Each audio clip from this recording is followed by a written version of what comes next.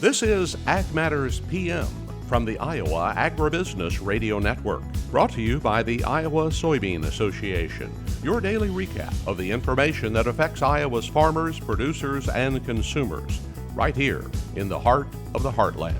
With reports from our award-winning broadcast team of Dustin Hoffman, Riley Smith, and Mark Magnuson. Now, from the IARN studios in Des Moines, here's Riley Smith. Good day and welcome to Ag Matters PM on the Iowa Agribusiness Radio Network. I'm Riley Smith. Today is Tuesday, June 25th of 2024. We're so glad you can join us for today's show. In today's episode, Andy Peterson brings us some of his coverage of the Iowa Corn Ethanol 350. Took place recently. Lots of exciting content from that, and we look forward to showing you guys what Andy was able to learn from that event. But first, before we get into any of that, we'll take a look at the closing markets. It's time now for the Ag Matters PM Closing Market Summary, your source for market analysis and settlement prices from the day's trade in Chicago, courtesy of the folks at agmarket.net. At the end of another trading day in the ag marketplace, we're here with Tyler Schau of agmarket.net. Tyler, what do we see going on in the grain markets today?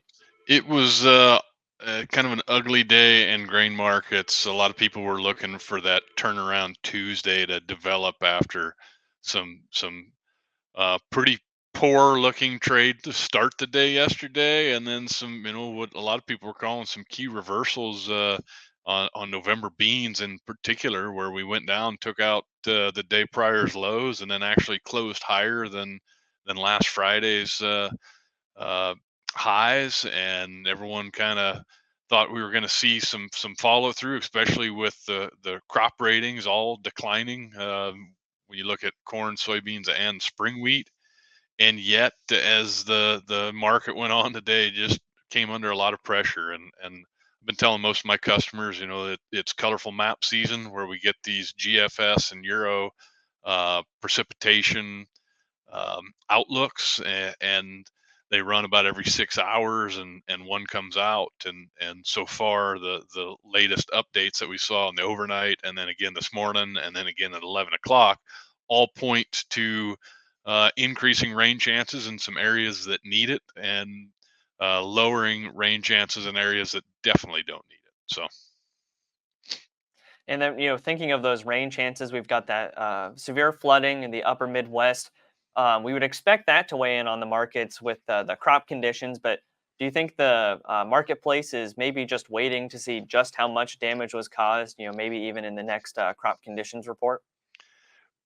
We might. I don't know that we'll see a lot of it. One of the discussions we had with our partners at JSA yesterday morning was, if you think back to 1993, if you look at the derecho event in Iowa a few years ago, if you look at the wet conditions in 2019 and the prevent plant and drown out areas, we really didn't get confirmation of the yield drag or the yield loss until months later, and it usually comes about in the quarterly stocks reports when we find out, hey, the grain we thought was there isn't accounted for. We're not finding it, and so the unfortunate situation is a lot of times that doesn't really surface as hard data in the market until 6, 9, 12 months down the road. And I know producers, farmers, hedgers don't want to hear that from me.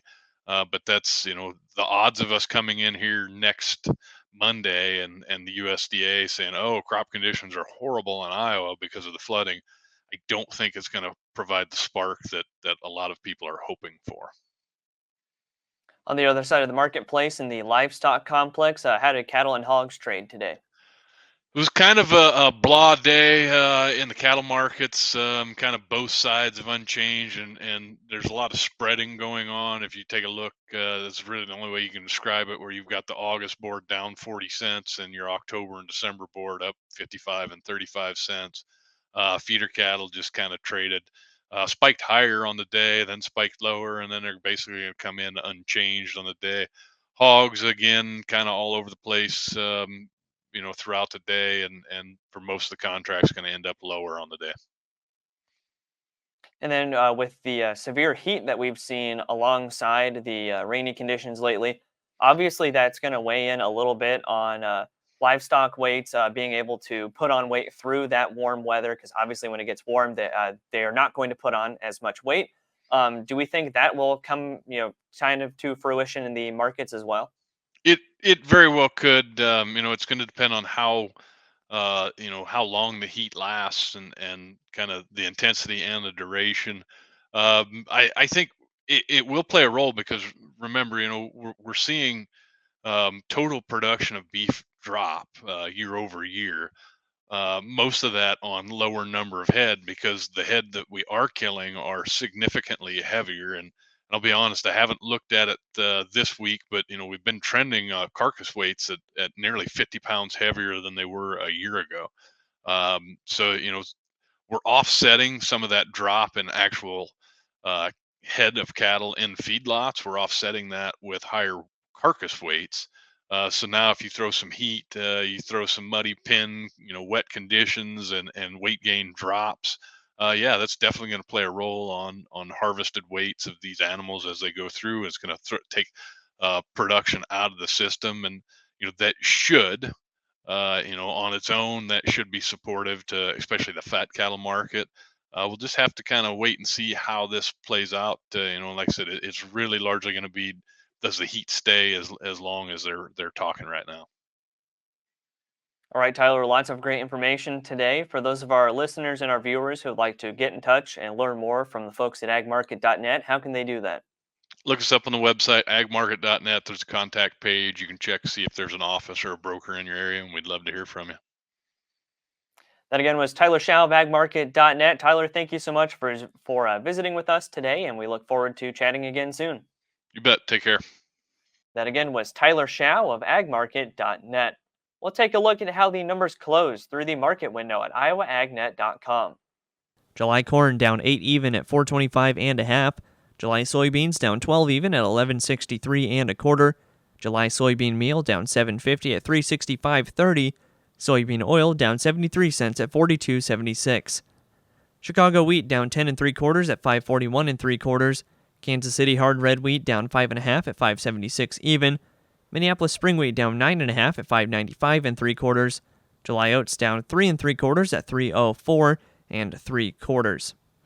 On the Merc, August live cattle down 40 cents at 184.42. August feeders up 15 cents at 259.05. July lean hogs down 95 at 89 even. Pork cutout went unchanged at 102 even. And July class 3 milk down 34 cents at 19.53. And that's been a check of the markets here on Ag Matters PM. We're going to go ahead and take a break to hear from our sponsor, the Iowa Soybean Association, and the Soy Checkoff.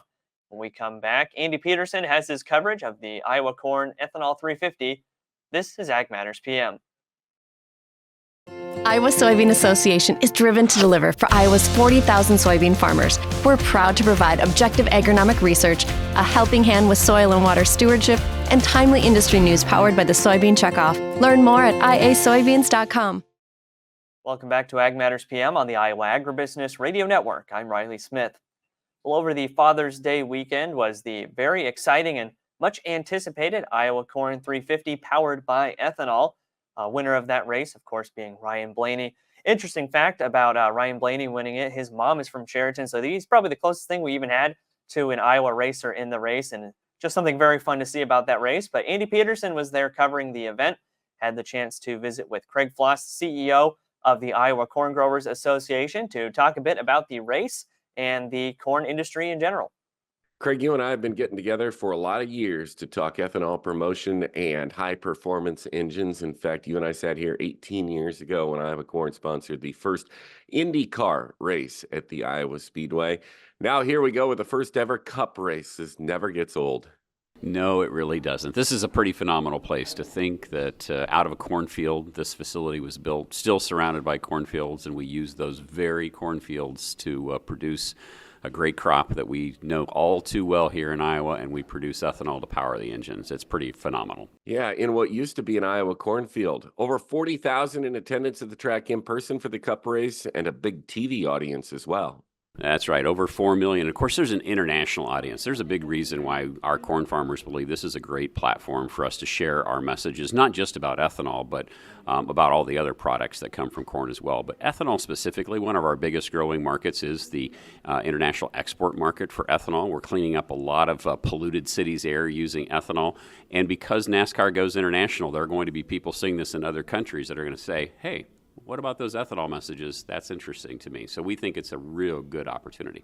Obviously, the performance of the fuel is on display, and despite what may be said at times, the very same E15 unleaded 88 that the NASCAR race cars are burning here on the track is exactly what you can purchase for your car at the pump. Yep, that's absolutely our tagline right there. I mean, high performance fuel for these engines, it ought to be good enough for you as well. So fill up with unleaded 88 at the pump.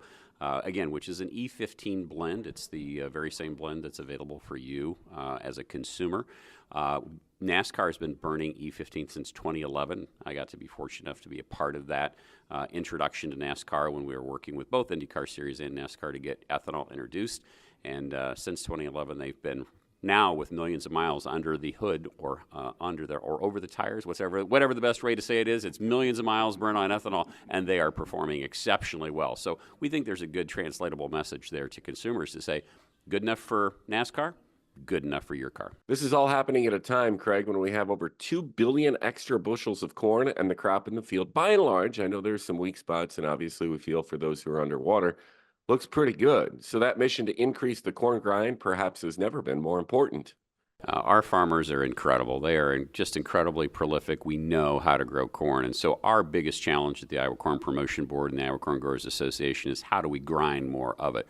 Well, exposing more people to things like ethanol, talking about all the products it gives us a sort of a freedom to sell, a freedom to operate, if you will, in moving our products through the space. And so that's very important. And additionally, finding new markets. So that, for example, that international market that I mentioned, really, really critical for us to be able to move more ethanol overseas, because not only do we know how to grow corn, we also know how to produce ethanol. And those ethanol plants can crank out more ethanol if it is required. And that is absolutely our goal.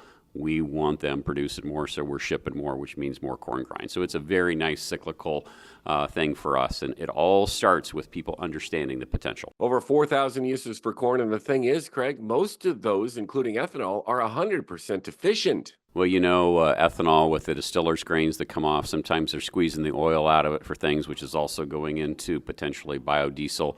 There is no waste. And honestly, there's really no waste in many of the other processes as well. Maybe you get some evaporation, maybe you get some CO2 coming off, but there's really not any waste. We're able to figure out how to use every part of that kernel. Oil, starch, sugar, we turn it into something. Anything you can make from oil, you can make from corn, but corn's sustainable. Our fossil fuels, of course, eventually run out. So we think we've got a great message, we've got a great product, and there's so many more things to come from corn. Research is really just only beginning on the things that we can produce from corn. Thanks again to Andy Peterson for bringing us that report from the Iowa Corn 350 powered by ethanol.